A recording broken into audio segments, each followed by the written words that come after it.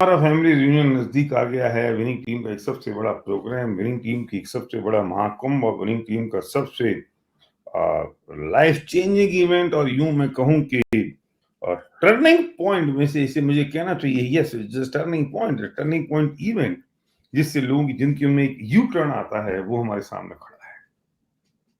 और उसके पहले हमारी मेंटल प्रिपरेशन कितनी है, हम उसके लिए कितने प्रिपेयर हैं। इसके लिए हमने 4 दिन का सेशन शुरू किया है। कि ऐसा तो नहीं है कि अभी मैं कल भी बात किसी डॉक्टर से कर रहा था, तो आयुर्वेद में एक प्रोग्राम होता है पंचकर्मा। पंचकर्मा में बहुत सारा प्रोसेस होता है, वो घी पिलाते हैं, पता नहीं क्या-क्या करते हैं। तो उन्होंने कहा कि किसी ने कहा कि मैं पंचकर्मा करने जा रहा हूँ, तो मैंने कहा अच्छा सुनो, पंचकर्मा के लिए 3 महीने पहले की तैयारी करनी पड़ती है। आपने तैयारी की? बोले मुझे तो कुछ भी पता नहीं है, मैं तो कल सुबह उठ के चला जाऊँगा, फिर वो जो वैद्य कहेगा वो करूँगा। तो दुर्भाग्य तो ये है कि ऐसे वैद्य भी तैयार हो गए हैं कि जो आज आप पहुंचोगे और कल सबका पंचकर्मा शुरू कर देंगे। हो गया काम। मैं आपसे ये कहना चाहता हूँ कि फैमिली रियूनियन आ रहा है, वो हमारी जिंदगी का सबसे बड़ा इवेंट है, जिससे लोगों लाखों लोगों की जिंदगी आज तक बदली है और बदलती है और बदलने वाली है। क्या हमारी उसके लिए कुछ प्रिपरेशन है, या फिर हम वैसे ही पंचकर्मा की तरह सुबह अकेले पहुंच जाएंगे फंक्शन में और पहुंच के देख लेंगे अच्छा कितना बढ़िया हो गया, तो ठीक है, वक्त तो लगेगा, कुछ ना कुछ फायदा तो होगा, कुछ बेनिफिट तो हो जाएगा, पर वो नहीं जो हम चाहते हैं। तो ये जो फंक्शन आ रहा है, उसके लिए हमारी कुछ प्रिपरेशन हुई, हमारी मेंटल प्रिपरेशन कुछ हुई है कि नहीं हुई है? हम उसके लिए मेंटली तैयार हैं कि नहीं है? हम उसके लिए उतने एक्साइटेड हैं कि नहीं है? हम उसके लिए हम ये इसके लिए हमें तैयार हैं कि मेरे साथ कुछ और लोगों की जिंदगी बदलनी चाहिए। मैंने वो कभी सोचा या नहीं सोचा है कि कुछ और लोगों की जिंदगी बदल सकती है मेरे साथ? नहीं सोचा है शायद।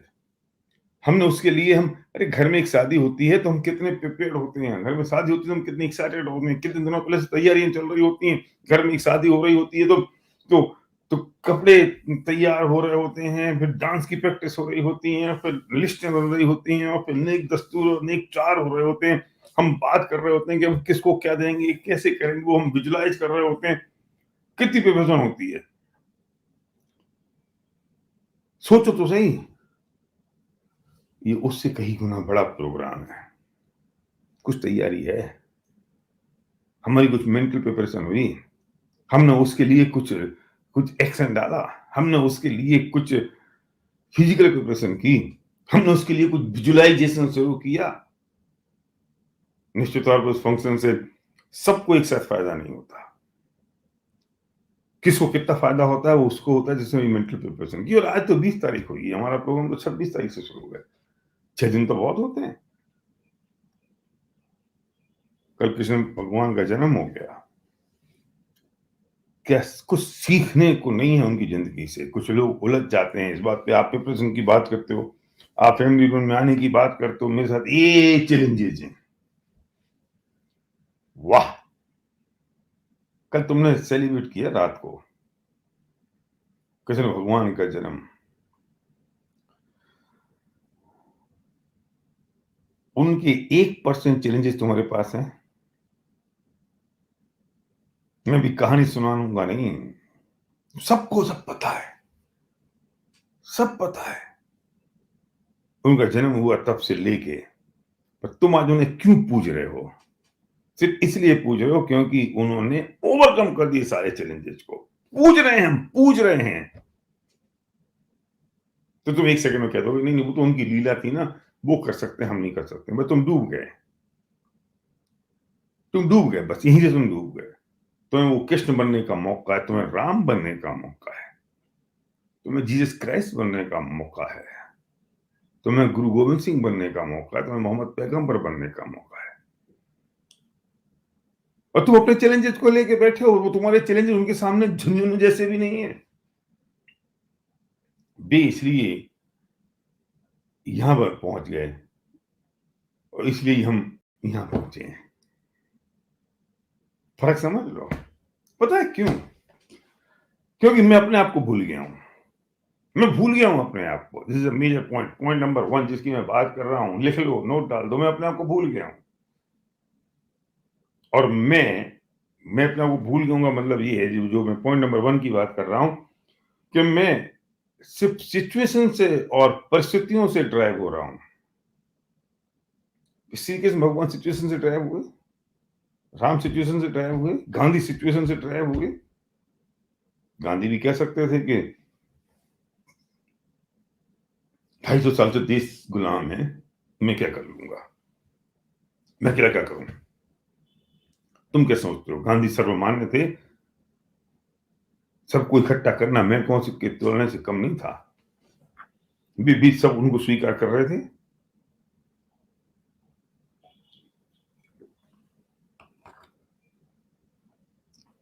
आजादी की लड़ाई तो पहले से चल रही थी,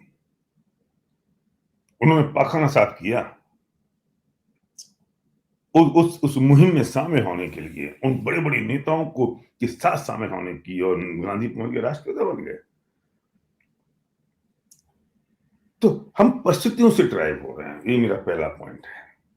और अगर मैं परिस्थितियों से ड्राइव हो रहा हूं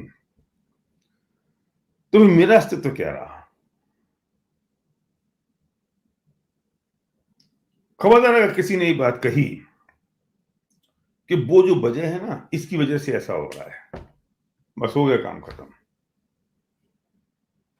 तुम्हें कौन ड्राइव कर रहा है? आज आप सुबह 6 बजे उठ गए, जो लोग नहीं उठे ना वे यही कहने वाले हैं, अच्छा वो कल रात को ना 2 बज गए थे क्योंकि जन्माष्टमी थी इसलिए, हो गया काम। और जो उठ गए वो उनके लिए नहीं थी, हमारे लिए नहीं थी, किसी और के लिए नहीं थी। हम परिस्थितियों से ड्राइव हो रहे हैं। इसका मतलब अगर मैं परिस्थितियों से, सिचुएशन से ड्राइव हो रहा हूं तो इसका मतलब मेरा अस्तित्व खत्म हो गया, मैं जीरो हो गया। और बड़ी बात बता दूं, हम वर्तमान परिस्थिति से अपने आप का मेजरमेंट कर रहे हैं। वर्तमान परिस्थिति से, जो वर्तमान में सिचुएशन है, मैं अपने आप का मेजरमेंट वहां से कर रहा हूं। अगर मैं फेलियर हो रहा हूं, मेरे पास अगर मोमेंटम नहीं है, मेरे बिजनेस में अगर डाउनफॉल है, तो मैं अपने को मेजर करता हूं कि मैं क्या हूं। और अगर मैं बहुत सक्सेसफुल हूं, मेरे पास अगर भयंकर मोमेंटम है, जो मैं चाहता हूं वो उससे भी ज्यादा कुछ होता जा रहा है, तो मैं अपने आप को मेजर करता हूं। परिस्थिति का मतलब सिर्फ नेगेटिव परिस्थिति की बात नहीं है, परिस्थिति का मतलब सिर्फ दुखी होने की बात नहीं है, परिस्थिति का मतलब, सिचुएशन का मतलब, हालात का मतलब दोनों है। और मुझे दोनों से ही ड्राइव नहीं होना है, मैं ये बात कह रहा हूं। अगर मैं अच्छी परिस्थितियों से ड्राइव हो जाऊंगा तो मैं बिगड़ जाऊंगा, मैं अहंकार में आ जाऊंगा, मैं लर्निंग मूड से हट जाऊंगा। और मैं अगर बुरी परिस्थिति से ड्राइव हो जाऊंगा तो मैं और गड्ढे में गिर जाऊंगा। अरे ये परिस्थिति तो परिस्थिति है, परिस्थिति को अगर आप और उसे अगर आप संधि विच्छेद करोगे तो उसे कहें पर की स्थिति। इट इज नॉट माई स्थिति, ये दूसरे की स्थिति है। परिस्थिति पर की स्थिति है, ये दूसरे की स्थिति है, ये मेरी स्थिति नहीं है। मेरी स्थिति को हम भूल गए हैं और मैं पर की स्थिति से ड्राइव हो रहा हूं। Oh my God! और वो पर कौन है? वे हालात हैं, वे मौसम है, वो माहौल है, वो सिचुएशन है, वो लोग हैं। लोग मुझे ड्राइव कर रहे हैं, ये मौसम मुझे ड्राइव कर रहा है, ये हालात मुझे ड्राइव कर रहा है, मेरे बिजनेस का वॉल्यूम मुझे ड्राइव कर रहा है, चाहे बहुत ज्यादा हो चाहे बहुत कम हो। नो, मुझे पैसा मुझे ड्राइव कर रहा है, तो मैं अपने अस्तित्व को मैंने खत्म कर लिया। और जब जिसका अस्तित्व खत्म हो गया फिर तो वो रूह अफ़ज़ा हो गया। मेरे ससुर ना एक बात कहते थे कि जो लड़की का बाप है ना, वो रूह अफ़ज़ा होता है। उसे पानी में डाल के पी लो, दूध में डाल के पी लो, सूखा ही खा लो, दही में डाल के खा लो, रायते में डाल के खा लो। उसको रूह अफ़ज़ा को जिसमें डाल के खा लो, वो वैसा बन जाता है। कहीं मैं रूह अफ़ज़ा तो नहीं बन गया हूँ? मैं परिस्थितियों से ड्राइव हो रहा हूँ। तुम जिस परिस्थिति में डाल दोगे मैं वैसा हो जाऊँगा। जिस लोगों के सामने खड़ा कर दोगे मैं वैसा हो जाऊँगा। अच्छी परिस्थिति में मैं उसके हिसाब से ड्राइव हो जाऊँगा, बुरी परिस्थिति में मैं उसके हिसाब से ड्राइव हो जाऊँगा। कोई खराब आदमी आएगा तो मैं उसके हिसाब से ड्राइव हो जाऊँगा, अच्छा आदमी आएगा तो मैं उसके हिसाब से ड्राइव हो जाऊँगा। तो वेयर एम आई? मैं कहाँ गया फिर? मैं रूह अफ़ज़ा बन गया। रूह अफ़ज़ा मत बनो भाई, रूह अफ़ज़ा मत बनो। नमक बन जाओ। वो जहां होगा चीख चीख के बोलेगा, चिल्ला चिल्ला के बोलेगा, और जहां उसकी जरूरत है वो वहीं रहेगा, और जितनी जरूरत है वो वहीं रहेगा। खीर में नहीं डाल सकते, दूध में नहीं डाल सकते तुम उसे, चाय में नहीं डाल सकते तुम उसे। और फिर दाल में अगर डालना है तो जितना डालना है उतनी की आवश्यकता है। वो चीख चीख के चिल्ला चिल्ला के बोलता है। मैंने 18 चैप्टर्स में एक बात करी है, लिखा है मैंने, कि नमक की तरह बनने का एक पर्पज ये भी है कि जब वो होता नहीं है तो चीख चीख के बोलता है, और जब वो होता है ना तो पता भी नहीं चलता कि नमक है। ज्यादा हो जाता है तो चीख चीख के बोलता है, लेकिन एप्रोप्रिएट होता है तो पता भी नहीं चलता है। लोग भले ही कहते हो कि मिस्री की तरह बन जाओ, हाँ बनो, बोलो मिस्री की तरह, पर जिंदगी में तो नमक की तरह हो जाए, पता भी नहीं चलना चाहिए। मैं डिसाइड करूंगा, पहले मैं अपने आप को पहचान लूं। मैं कौन हूं, मैं क्या है, मेरा अस्तित्व, मेरी पावर क्या है। और आपकी जो पावर है वो दुनिया में किसी भी परमात्मा और ईश्वर भगवान अल्लाह से कम नहीं है, क्योंकि वे भी ऐसे ही थे जैसे हम हैं। उनके साथ ही वो सब कुछ हुआ जो सब कुछ मेरे साथ हो रहा है। उसमें मुझे फर्क ये रहा कि वे परिस्थितियों से ट्रैक नहीं हुए, मैं परिस्थितियों से ट्रैक हो रहा हूं। मैं पहले ये डिसाइड करूं कि मैं अपने आप को पहले पहचान लूं, फिर मैं ये डिसाइड करूं मैं जो चाहता हूं वो मैं करूं। क्या वास्तव में पॉइंट ये है मेरा, क्या वास्तव में किसी परिस्थिति में इतनी ताकत है कि वो मुझे भुला दे, मेरे स्वरूप को भुला दे, मेरे अपने आप को भुला दे, मैं यही भूल जाऊं कि मैं कौन हूं।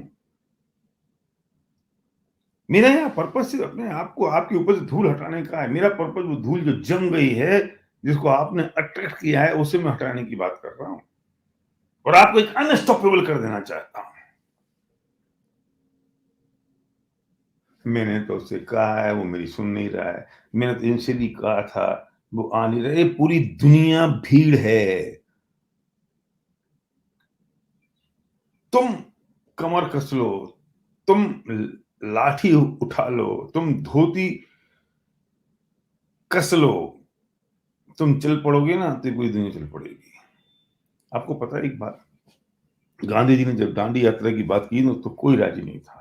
ना वल्लभ भाई पटेल राजी थे, ना नेहरू राजी थे, और गांधी जी ने दांडी यात्रा की बात कर दी।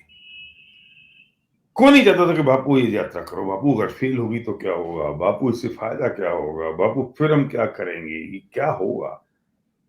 बापू ने खूब समझाने की कोशिश की, जब कोई नहीं समझा तो अल्टीमेटली उन्होंने कह दिया, अब मैं तो नक्की कर लिया है और मैं तो चल पड़ूंगा, अब कोई मेरे साथ आए चाहे ना आए।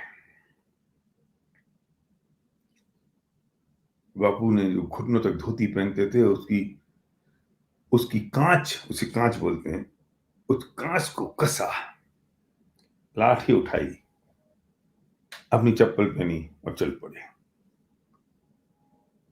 अकेले, अकेले, इंडिविजुअल, सिंगल। इतने विरोध के बावजूद हमें लगता है कि गांधी के मुंह से शब्द निकला और लोगों ने हाथों में उठा लिया। नहीं, चल पड़े। उनको जाते हुआ देखा तो एक उनका सेवक साथ आ गया, एक और साथ देखा तो दो और आ गए। अब वो बापू अटैक नहीं कर रहे हैं किसी को, ध्यान से सुनना।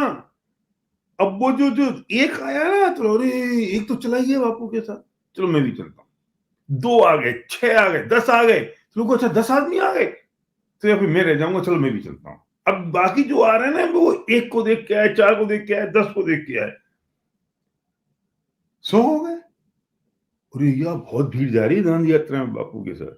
अब लोगों का जो ड्राइव डिसीजन फैक्टर है वो बापू नहीं है, वो भीड़ है। एक बहुत जबरदस्त बात कह रहा हूं मैं, लोगों को अब भीड़ ने भीड़ को बढ़ाया। वो एक आदमी जो आया, वास्तव में तो उसने बाकी सबको अट्रैक्ट किया। वो जो एक आदमी को अट्रैक्ट किसने किया, बापू ने किया। बापू ने कोई हजारों आदमी अट्रैक्ट नहीं कर लिए, बापू ने एक ही काम किया, वो खुद तैयार हो गए, यस अब मैं जाऊंगा, हो गया काम खत्म। आप समझ रहे हो मुझे मैं कहना चाह रहा हूं? ओहो बापू की डांडी यात्रा सफल हो गई। आज लोग गाना गा रहे हैं कि बापू की डांडी यात्रा सफल हो गई। लोग आज बात कर रहे हैं कि बापू की डांडी यात्रा में हजारों लोग गए और उसने मोमेंटम खड़ा कर दिया, उन्होंने नमक उठा लिया और नमक आंदोलन था और अंग्रेज उससे घबरा गए। बेटा शुरू कैसे हुआ था? शुरू कैसे हुआ था? एक आदमी से, single man, single man Gandhi. Mahatma Gandhi नहीं, ये तो बाद में हो गए। मोहनदास करमचंद गांधी, एक आदमी। फिर बाकी लोगों को तो लोगों ने कर किया। फैमिली रूम में आने का आपने डिसाइड किया, आप आ गए, आपने हल्ला मचाना शुरू किया, मैं जा रहा हूं, मैं जा रहा हूं, मैं जा रहा हूं, मैं जा रहा हूं, मेरे साथ 5 लोग और आ रहे हैं। अच्छा 5 जा रहे हैं तो मैं ना छूट जाऊं। तो वो जो नहीं आ रहा था, वो तो उन 5 को देख के नहीं आने का डिसीजन कर लिया। और वहां जब पहुंच गया तो हजारों देखे, अच्छे हजारों लोग कर रहे हैं इतने। जब मैं पहली बार गया ना मीटिंग में, तो उस मीटिंग में कोई 20-25 लोग बैठे थे। मैंने कहा यार 99 की मैं बता रहा हूं, मैंने कहा यार ठीक है। फिर उसने मुझसे कहा कि ओपन हो रही है उसमें आ जाओ। उसमें कोई 150-200 लोग बैठे थे। मैं बाकी सब तो एक तरफ रह गया। मुझे वो जो 150-200 लोग बैठे थे उसमें 2-4 मेरे परिचित बैठे थे। मैंने कहा ये सब कर लेंगे तो मैं पीछे छूट जाऊंगा। मुझे क्या लगा कि अच्छा इतने सारे लोग कर रहे हैं, ओहो। तो मेरा जो डिसीजन फैक्टर है वो कौन रहा? सोचो तो सही जरा। महात्मा गांधी की कीमत इसलिए नहीं है क्योंकि तो हजारों लोग आ गए। महात्मा गांधी की कीमत इस बात के लिए कि उन्होंने डिसाइड किया और खुद लाठी लेके और धोती की कांच कस के चल पड़े। अगर बापू साहब से पूछने जाते कि मैं दांडी यात्रा की प्लानिंग कर रहा हूं, तुम चलोगे, तुम चलोगे, तुम चलो, तुम चलो तो मैं चलूं, तुम चलो तो मैं चलूं। कुछ लोग मुझसे कहते हैं भैया मैंने पूरी तैयारी कर ली थी, टिकट ले लिया था, रिजर्वेशन कर लिया था, फिर मैं इसलिए नहीं आया क्योंकि फिर मेरे साथ कोई आ नहीं रहा था। मैं कहता हूं तू ना कमर में रस्सी बांध, उसमें पत्थर बांध और कुएं में गिर जा। पत्थर क्यों बांधू? इसलिए कि कहीं वापस ना आ जाए। गजब कर रहा है। कौन ड्राइव कर रहा है तुझे? बापू भी कह देते। सुबह अगले दिन जिस दिन जाना था कि यार जवाहर मैंने अब कैंसिल कर दिया क्योंकि मैंने 2-4-10 लोगों से और पूछा, कोई नहीं जा रहा था तो मैंने भी कैंसिल कर दिया।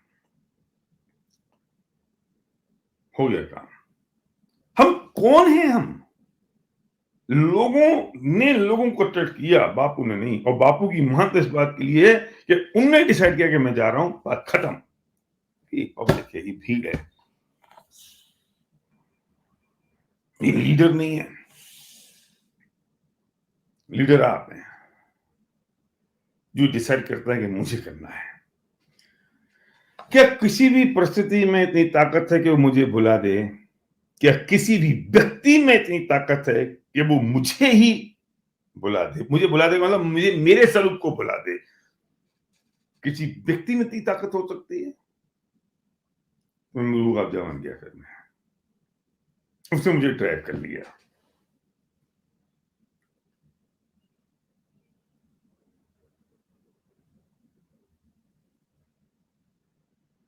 मैं मेरे हिसाब से परिस्थितियों को, लोगों को ड्राइव नहीं कर पाया। लोगों ने मुझे अपने हिसाब से कर लिया। ऐसे लोग जिंदगी में कुछ नहीं कर पाएंगे। आपने अगर डिसाइड किया है कि मुझे करना ही है, फिर कुछ लोग ऐसे भी है। देखो अगर लोग तैयार हो जाएंगे तो मैं तैयार हूं, अगर लोग तैयार नहीं हो तो फिर क्या फायदा? खत्म हो गया तो जिंदगी से फिनिश।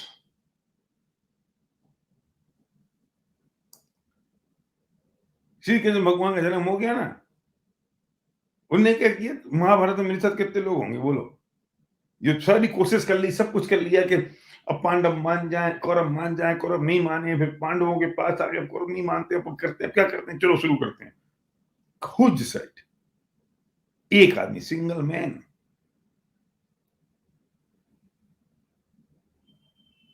बे 100 ये 5, उनके पास सब कुछ, इनके पास कुछ नहीं। ये भी कहते हैं कि सब आ जाए तो फिर कर लें अपन।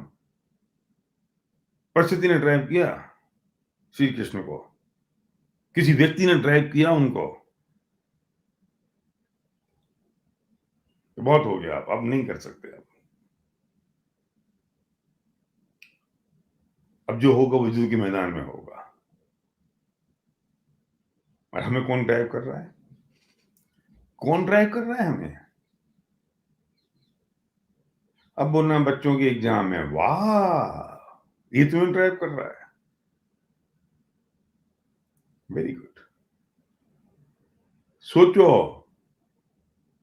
यू आर ऑर्डिनरी मैन और एक्स्ट्रा ऑर्डिनरी। तुम बनना चाहते हो एक्स्ट्रा ऑर्डिनरी, और तुम्हारी बातें हैं ऑर्डिनरी की तरह। तुम ड्राइव होते हो परिस्थितियों से, बनना चाहते हो तुम एक्स्ट्रा, तुम परिस्थिति को अपने हिसाब से ड्राइव करना चाहते हो और करोगे, लेकिन तुम तो हो तो रहे हो तुम परिस्थितियों से। क्या कोई भी चिंता और स्ट्रेस या इश्यू में इतनी ताकत है कि वो मुझे ही भुला दे? मैं 3 बातें कह रहा हूं। क्या किसी भी परिस्थिति में इतनी ताकत है जो मुझे भुला दे? क्या किसी व्यक्ति में इतनी ताकत है जो मुझे मेरे स्वरूप को ही भुला दे? क्या किसी भी इशू में, क्या किसी भी चिंता में, क्या किसी भी स्ट्रेस में इतनी ताकत है कि वो मुझे मेरे स्वरूप को भुला दे? और